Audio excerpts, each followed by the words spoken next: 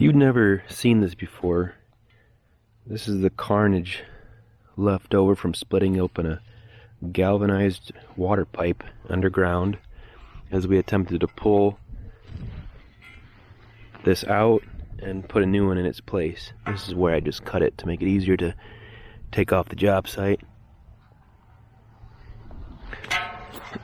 and show you an example of what we can do. Here's my collection of different tools from different manufacturers. I don't believe there's one single manufacturer that makes everything that I need to make this work for my particular circumstance. Each of these manufacturers has a really good, particular set of tools, but altogether they're missing some vital parts that I found and are very necessary over the years of doing this.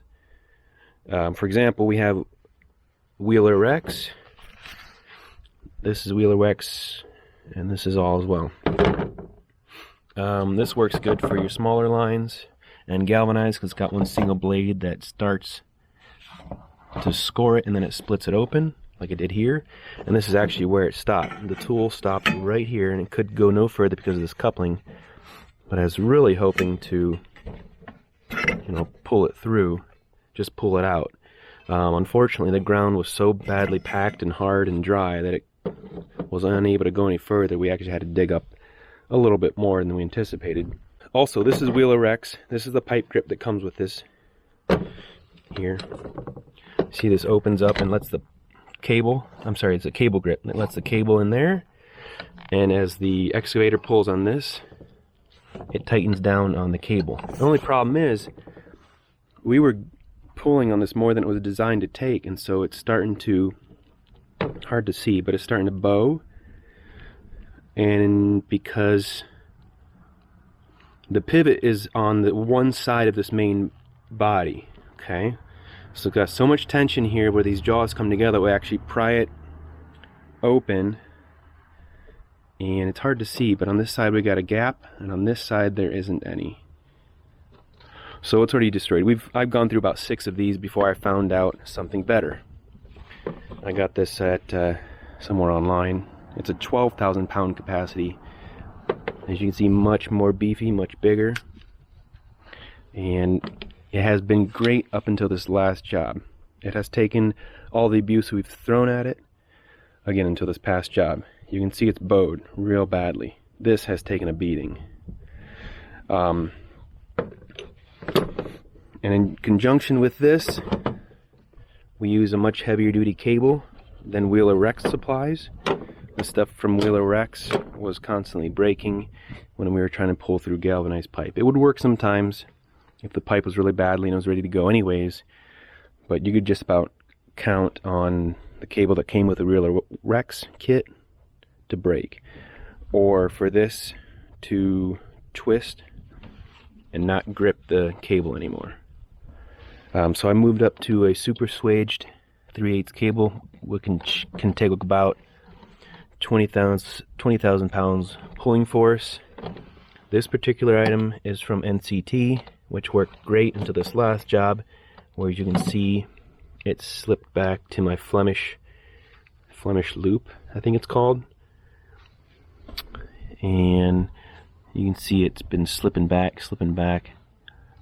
I had so much force pulling on it and so much force of the pipe stuck in the ground, and then of course you can see I put this clevis on the back to attach different grips, pipe grips to. This is for 3/4. Got one for 2-inch. Got a couple more down in my bucket. Slowly but surely we're working our way to a system that'll work great in my situation, plus work with a piece of equipment I haven't even got to yet. Okay, so we got all this here, which okay, so this is directly from WheelerRex, and this guy is basically a flare nut for your copper, either 3/4, I think in this case, or they got one for 1-inch, and a thread on the back of here. As you can see, it's got that flare end already, so you flare the end of the copper once you put this on, and then screw it on and it'll pull it behind, because the cable that they have goes in the center here. Okay, it's got a little button stop that holds this and pulls it through copper, plastic, or lead. Actually, when I pulled it through a really tough copper line before, this couldn't even do it. It was so bad that this couldn't quite do it. And then you got your attachment points for 1-inch line, 3 or 3/4 line. Again, these all thread to the same head here from WheelerRex. It even says it right here, WheelerRex, right there. This is just simply for bigger lines, like PVC. I've run it through PVC pipe, some corrugated, stuff like that. So this is the 3/8 cable WheelerRex would supply. I believe it's called like a aircraft cable. And this is the stuff that I found online. It's like they packed in so many more strands of wire and then squeezed it down on itself. So I believe that's why they call it swaged, or in this case they call it super swaged. But it's able to take so much more abuse, whereas this cable would, you could pretty much count on it snapping if you pulled on it too hard, when you're dealing with galvanized pipe,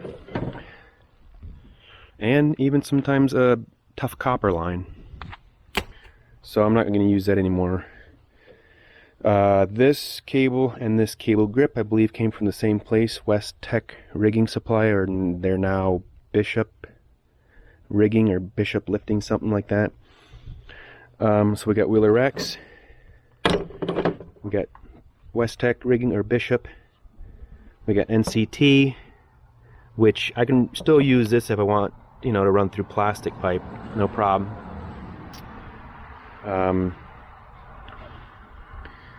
But again, it slips in some really high demand situations, so I needed something better, right? It's got these 1, 2, 4, 8 Allen cap screws holding this jaw down tight to the cable, but then it's got these 3 Allen key, what do you want to call them, set screws, trying to grip down in the cable here, but it still wasn't enough. I think the only thing that kept it from slipping back any further is it mangled up this cable back here and wedged it back inside there to stop it from moving any further. But I don't want that, because soon enough it's going to destroy the cable and then just break it, and then we'll have this stuck in the ground, so that's no good.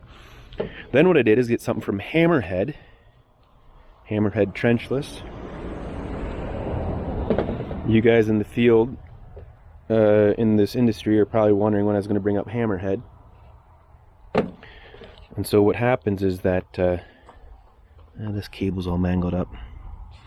But basically, there's 3 jaws. There's 3 jaws in here that'll grip down on the cable when you put it in here, okay? And it will grip down on that, and as you pull it tighter, it'll grip more. And I am hoping that it will hold on to the cable better than all this other stuff I've been trying. And then that'll work. So what I'll probably do is utilize this in conjunction with this WheelerRex splitting head, because as far as I could tell, you can't get this from Hammerhead. I may be wrong though. I believe you can get this from Hammerhead, but this is too big. I found that this works out really well with just the 1 knife on it. So what I'm going to do is feed the cable through there, slip it inside these 3 jaws that'll grip down in the cable, and I got my puller assembly. And then all I gotta do is attach this to one of my Chinese fingers, put my water line through, and start the process. I'm gonna have to get a new one of these, but also, now this was still working up until the very end. It's just torqued and twisted beyond all recognition, you know? So what we're gonna have to do is get a new one of these. High tool. Right there. 12,000 pound capacity.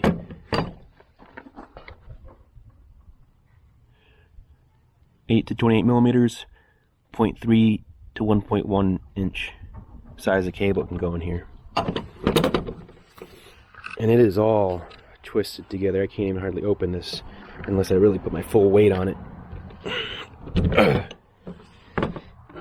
And the cable goes in there, and then again, as the excavator pulls on it, it applies more and more force to the cable, really gripping down on it. And here is the cable in question. Keep it inside this handy dandy tire, which I do all my cables, including the 3/4 inch that I have for sewer pipe burst. And so I have it threaded through the WheelerRex splitting head for galvanized water line. I'll use it for coppers and plastic as well, of course. And then we have this from Hammerhead, which, if I'm not mistaken, is designed for this exact type of cable. So the only thing I'm missing, which I didn't realize, the website was very unclear about it. The assembly, I assumed, had the 3 jaws as part of it, but it does not, so I gotta order that separately, so that's coming. Once you get those 3 jaws in there, then you screw this together, and this is the back end of the cable. Put your pipe on this, and you start pulling it with either an excavator or a pipe burst hydraulic assembly. So this is what I used for sewer, and it was also coming very handy for water lines. But the reason I did not use it for this job I did last week was because I noticed, again, the cable was fraying, and that stop from NCT with all those set screws was starting to slide. So I know this would have done nothing but make it worse. So here we have it set up with 3/8 inch jaws, which again I have used it before to really great success when the excavator didn't have enough power to pull it through. We got this jaw up here, which is attached to the moving part of the cylinders I should say. Then we have this jaw here, which is stationary, okay? So when this cylinder assembly lifts up, it lifts this jaw with it, and the cable with it. And then when this is at its max reach, and it comes down to grip a new, get a new stroke, this cable grip here will hold it from going back. Because the cable's got some tension on it, okay? So we got to keep it there. And once that's taken place, and these cylinders have come back down to the resting spot to get a new stroke, then it rises up, and then these jaws grip the cable, and it starts to pull it up. So I'm gonna have to run some B-roll for you guys to see what I'm talking about, otherwise it's just gonna be gibberish, right?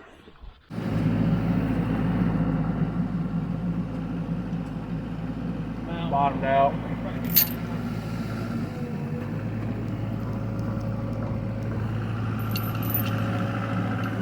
Hold on, it ain't moving.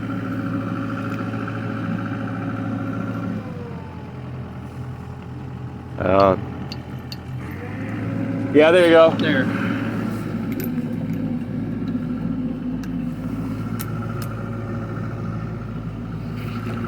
Well, you know what to do now. Yeah, bring the railroad tie. Yeah, I know. Yeah.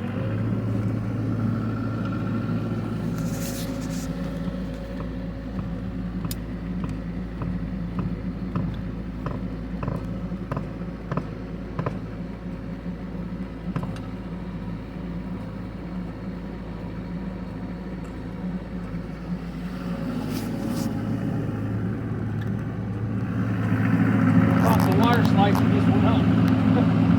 Right. We can call that good. Because this plate here goes against the soil. Well, technically it's got another plate in front of it. And this pulley turns as the cable's being pulled through. So hopefully that assembly won't be too much for this jaw set. That's the only way to do is find out and see what happens. Got the strands of cable melted together so they don't come apart. And you end up with this pile and some more elsewhere, a bunch of repair couplings, some 90s. And it's odd because there's still remainder UPC symbols, and I tracked it, this UPC symbol, to a listing on Lowe's, as though these were put in 25 years ago for some odd reason, and in 10-foot sections too. Anyways, usually the old school stuff that we run into has been there for, 50 plus years, and of course there's no barcode by then, and if there was, it wouldn't be legible, and they're always in 21-foot sticks, so it's kind of strange to see why anybody bothered putting galvanized pipe back in the ground if they were doing a repair or a replacement. It's one of those mysteries that we'll never have answer to, I'm sure. Another thing to note about this job, I hope the wind noise isn't too bad. Okay, so this house and the street are two totally different elevations. Approximately maybe 8 foot in elevation change. And the elevation change occurred between the sidewalk, or I should say at the sidewalk up to their front yard, which means to make that difference in elevation, excuse me, cat, what they did is, okay, so you see the angle of this 90? What they did is brought this pipe along, put a 90 over, and put this 90 up at the angle that they needed. And then they did the same thing at the top before it leveled out to their front yard. I guess this 90 turned or something. So they had like a total of 8 90s, 2 or 3 repair couplings, 5 regular couplings at each 10-foot interval. And so in its place, of course, we put one solid stretch of 3/4 CTS poly. So there you go. 0 fittings or couplings in the ground between the shutoff valve of the street and inside at the water meter. So here's a few more clips of the UPC codes that I was talking about before. Very strange to see that. Never seen it before. 315 34 by 120, so 3/4 by 120 inches. Chicago LDR. Again, it tracks right to a listing on Lowe's website. LDR pipe. Go figure that one. Hello, KC Plumbing and Router.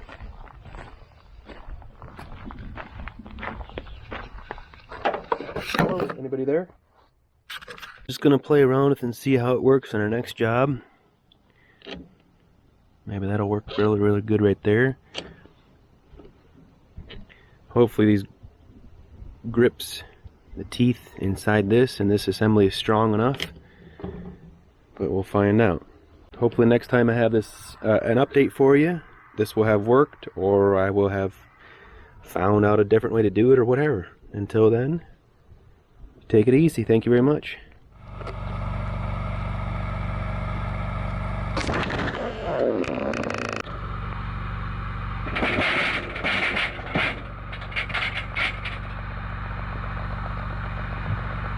What?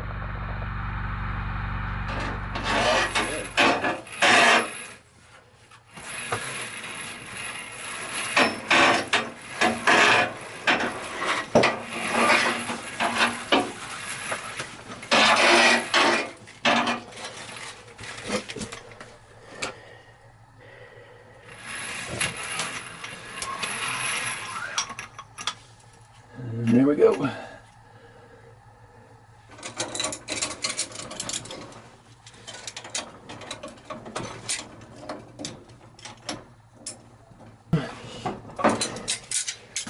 See what we got. Duck? Pull, see what happens when you pull it. Alright. Here we go, you ready? I'm ready.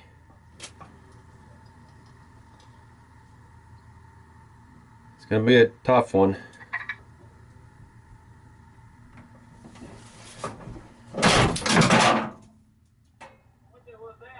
It's moving. It moved? Yeah. Yep. Keep her going. Keep her going. I got Okay. All right. But we're moving. Hallelujah.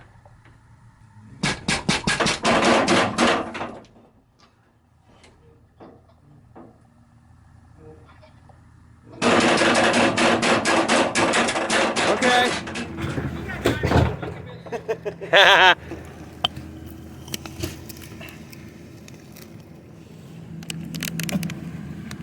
Bonita. Look at that. It is. Sliced it right open. Pull the whole thing out now. That's cool.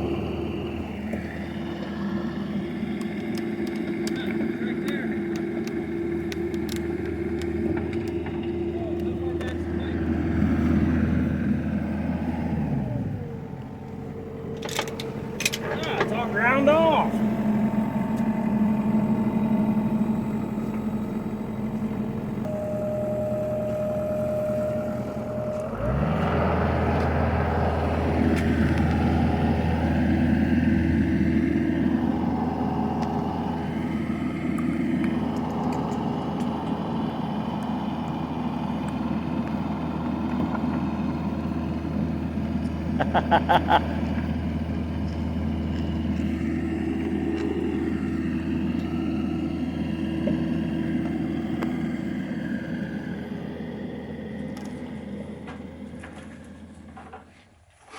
All right, pull it. See what happens.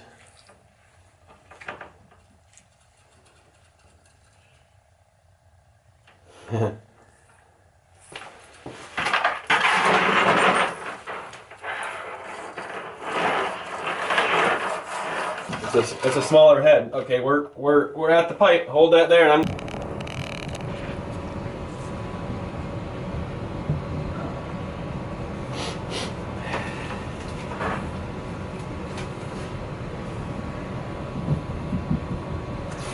All right, let's see what you got. I am. Is that what you were asking?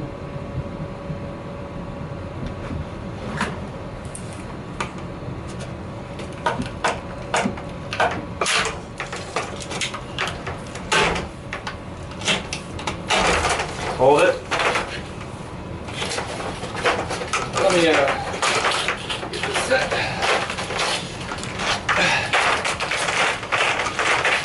All right. I just had to rearrange the coil a little bit.